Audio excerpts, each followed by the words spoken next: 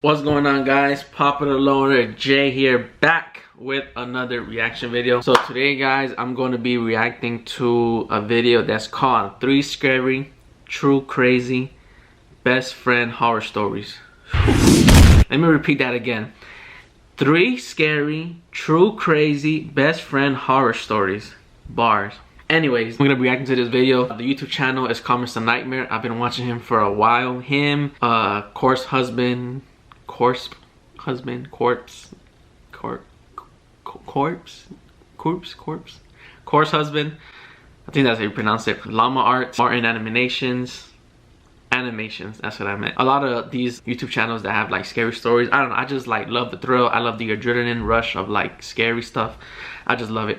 But yeah, this is a new video that he just dropped. Well, one of his new videos that he's just dropped, and I'm looking forward to making reactions of it, because sometimes when I be watching them at like 2, 3, 4, 5 in the morning, you know, and I hear like a little outside my door, I'm over here looking, then I don't know, it's like a weird feeling. I'm probably like a psychopath. I'm probably crazy just doing this stuff. Like, for some reason I always watch this shit at night, and I don't know why. But anyways, guys, we're gonna react to it. Come join me and see what he says, you know, narrating people's stories. You see, best friend horror stories. Comment down below if you ever had a best friend who would, like, you know, stab you in the back, or maybe not. I don't know. If you guys want to feel free and say what happened, then you guys can, because, you know, people change, you know. So but we'll see what happens in these stories. Story number 1. This is a very delicate person. You see, like, I just heard something and I don't know, it's tripping. Story of mine. So I'm gonna change names and small details around so nobody may recognize it to be me. I've been good friends with a girl named Jess for almost 6 years. Since high school, basically. It's a lot of years. We even went to college together and dormed together. Oh, wow. When we were in our junior year of college, we moved out of the dorms and into an off-campus apartment. It was a 3-bedroom apartment, and our third roommate was our friend Stacy. We were less close with Stacy, but we had no problems with her. In fact, the 3 of us would go out together on the weekends. I just had more of that best friend tell everything vibe with Jess, if you know what I mean. It was the spring semester. Spring break was approaching, and we were planning the days spring break be going home. Stacy and I were planning on leaving the same day. Jess was going to be staying an extra day because she said she needed to work one final shift at her job. So the day came that Stacy and I left. I said bye to Jess, even though they have like a little like common thought carpet sheet on the wall. I don't know, it's just this meme that was like, oh, if your girlfriend has this in her room, then she's a thought or something. I don't know, it was just funny, but I had to point that out. Probably be seeing her the next day at home. I left and hit the road. But you ever forget something, and when you remember it, it hits you like a brick? Yeah. That was what happened to me while on the freeway. I pulled to the side of the road in a hurry and checked my bags for my laptop. I checked my backpack too. I realized I had forgotten it. Damn. I had driven half an hour already, and now I had to go back just to get my laptop. As much as I didn't want to, I had to. I couldn't go almost 2 weeks without my computer. So my half-hour drive back to the apartment began. When I got back, I let myself in and called for Jess, ready to tell her what an idiot I was. She didn't call back, so she didn't appear to be in the apartment. Her door was wide open though. She usually kept it shut, especially when she wasn't home. I checked my room for my laptop up and down, but I couldn't find it. Curiously, I walked to Jess's doorway and looked into her room, and there it was. My laptop was open on her bed. That sneaky bitch. Why didn't she call or text me? I went to pick it up and saw my laptop was signed in. Whoa. She somehow got into my account. What? And then she knew my password. Damn, what the hell? I switched to looking at her laptop. It got worse from here. There was a folder open, containing a bunch of pictures. Pictures of me. Some of the most disturbing pictures I found were pictures of me passed out on the couch after drunk nights out. What? Pictures of me in a towel, either in my room or in the bathroom. My heart was racing. What? I shut my laptop and started searching her room, her closet specifically, and I found a number of my belongings, mostly articles of clothing. Some I won't mention because it's disturbing and embarrassing. Well, I bras, grabbed all my panties. stuff I could find and stormed out. I locked my bedroom door and left the apartment. I didn't call Jess. I called my parents as soon as I got back in my car. They didn't have any words. They couldn't even give me advice because this was so messed up. They're like speechless. By the time I got home, I saw Jess blocked me on everything. Instagram, Snap. I assumed she blocked my number too, but I never tried contacting her again. By the time I got back to the apartment a week and a half later, all of her stuff was out of the apartment. Damn. I didn't see her again for almost a whole year, until she was out with our mutual friends and we ran into each other. She wouldn't even look at me. She couldn't even gather the courage to confront me about it. The person that I thought was my best friend for 6 years was a sick, twisted stalker storing lewd pictures of me and stealing my belongings. This brought to light an incident that happened our first month in the apartment.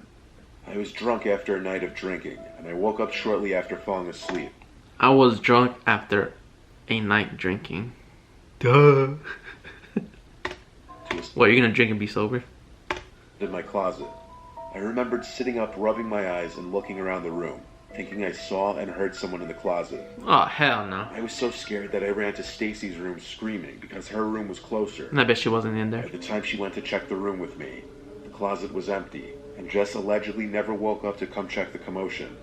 It made sense to me now that she was in my closet that night. I get sick to my stomach thinking about all the things that she may have done that I will never know about. Bro, what the hell? Hell no, bro. After 6 years? People are crazy. My old best friend Jason had a number of disorders. Well, I guess if you'd call them that. He had insomnia, he frequently had night terrors, and he battles depression. I'm sure he's got other personal issues that he doesn't really share. All I know is he takes a lot of medication. One day, he and his roommate were having serious issues, worse than usual. Jason called me all distressed, saying they just got into a screaming match with one another, and it almost got physical, and that he needed a place to crash for a couple nights. I told him not a problem. He could sleep on the couch in my apartment for a few nights. When he arrived, I tried pressing him for more details on the fight, like why it happened, but he didn't tell me anything. I respected that though. If he didn't want to share personal details like that, I wasn't going to press him further for it. Right. He dropped his backpack full of clothes in the corner of the living room, and he kind of just watched TV and played Call of Duty on my Xbox for most of the day and night. You're a true gamer, Call of Duty. But I had my own things to take care of. When I got home, Jason was passed out on the couch under a blanket. I passed him quietly and got ready for bed. I woke up randomly, feeling extremely thirsty, and the water bottle I kept next to my bed was empty. So I quietly went... That sounds like me, man. I'd be having like 3, 4, 5 bottles at night because, you know, your boy be thirsty and you gotta drink some water. Or orange juice. Orange juice is good too, but personal preference. The living room towards the kitchen. As I passed by the couch, I couldn't help but notice Jason wasn't on it. His bag was still in the corner of the room though, so it's not like he left. So where is he? Maybe he ran to the bathroom. Either way, I didn't look around for him. I went back to my room and kept the door open a crack. It was a long time that I didn't hear Jason leaving the bathroom though, or simply laying back down on the couch for that matter. So I was going to get back up and look around for him just because I was concerned. But as I got up, I started hearing these ticking or clicking sounds, kind of like a rodent. I looked around the dark room, and only then did I notice Jason standing in the corner of my room, arms flat at his sides. I let out a scream and jumped, startled, putting how I felt mildly. Yes, even in this dark room, I was able to realize it was Jason. I threw my pillow at him and yelled, "What the actual hell are you doing?" He flinched, and he stopped making the ticking noises, then walked out of my room in this stiff, creepy manner. Bro, what? I heard him basically collapse onto the couch. I stepped out into the living room to try to talk to him. He didn't answer. I realized he must have been sleepwalking. The next morning I asked him about it, and he said he didn't. And I bet he doesn't have any recollection of it. Remember any of it. I asked him if he tends to sleepwalk. He said no, or at least not that he was aware of. You smell that? It smells like cap. But other than that, the day was pretty normal. We chatted and hung out in the living room for a while. It's funny how like things like this only happens at night. Like, I don't know, it's just like weird and funny to me. Then I had to go out and run some errands. He'd be staying one more night at my place. I once again woke up randomly in the middle of the night. This time I wasn't thirsty, so I don't know what woke me up. But for curiosity's sake, I got up to check if Jason was on the couch. He wasn't. Not again. I called Jason's name pretty loud. He He wasn't in the bathroom or the kitchen, nor did he seem to be in my room. I climbed back into bed and tried texting his phone, but nothing delivered, so it seemed to be off. I called his name one more time, really loud, and then I heard this disturbing. Don't tell me this guy's under his bed. Oh my gosh, we would have threw hands by now. Like, what? Muffled speaking sound. I looked at the closet where it was coming from, and I saw through the 6-inch opening Jason's face in the dark, peeking through the door, his hands over his mouth. Oh my gosh. I yelled at him full volume to get him out of my closet. He didn't listen. He had to be sleepwalking again. I went to the closet to open it fully. I grabbed his arm and pulled it to get him out of the closet. But as I did that, I saw the big carving knife in his hand. I looked at his half-lifeless looking face and ran to the bathroom and locked myself in. Damn. I considered calling the police, but I didn't. I waited until I heard him go back to the couch. Then I ran to my room and locked the door. I didn't understand how sleepwalking could escalate. Yeah, is this like a movie or something where like people don't actually want to like do things like that, call the police and press charges and stuff? What?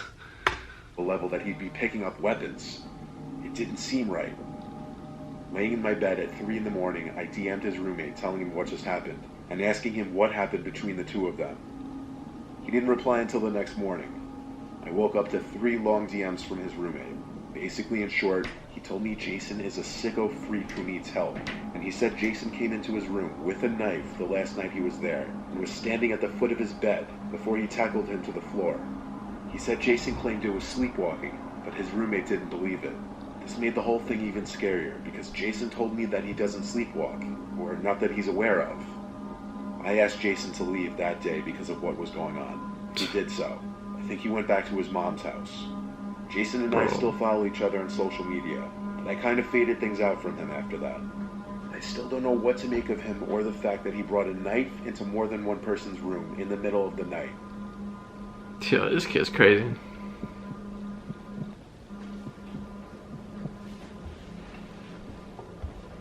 This is a deeply personal and disturbing story. I'm not sure why I'm choosing to share it with the internet, but here goes. I don't have too many friends. Up until a few days ago, I looked at this guy Milo as my best friend for a while. I met him in one of my college classes. We got along mostly because we always cheated on tests together and helped each other to find the answers for our homework assignments. Did you guys hear that? No? Oh man. I don't know what's going on.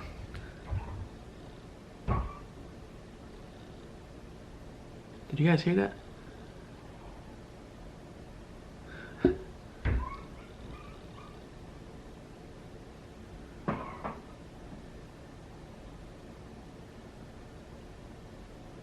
Sounded like they were hitting the dog or something. Well, I don't know. We started hanging out outside of class, and I would sooner or later start telling him a lot of personal stuff that I didn't tell many other people. Oh man. Just because I felt most comfortable with him didn't mean I saw him as this super high quality, genuine guy. He was just someone I thought was somewhat there for me. He thought. There was this one night I didn't have plans, so I hit him up, and he suggested we hit one of the bars in town. I drove the two of us there since I wasn't planning on getting too drunk. This night, though, he for whatever reason decided to get blackout.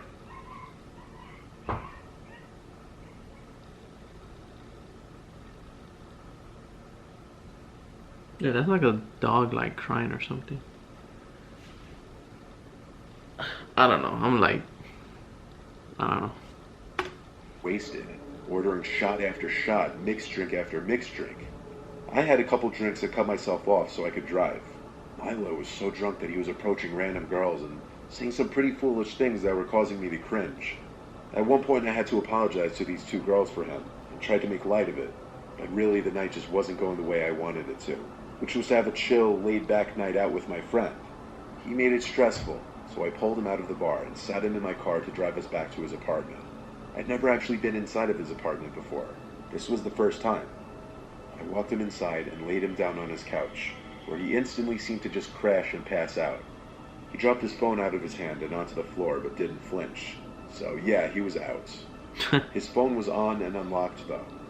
Honestly, I always wondered what the hell Milo even did for work, considering he always seemed to be down to spend money, but never talked about work. In a perfect world, I shouldn't have done this, but I picked up his phone and started going through his camera roll. I don't know what I was expecting to find, honestly. I was really just being a sneaky snoop. But I was doing it because I often thought Milo was a little sketchy and was hiding some things. His camera roll was full of junk, like screenshots of websites, texts, and a bunch of selfies. So I went to the album section and found this suspicious album titled Girls.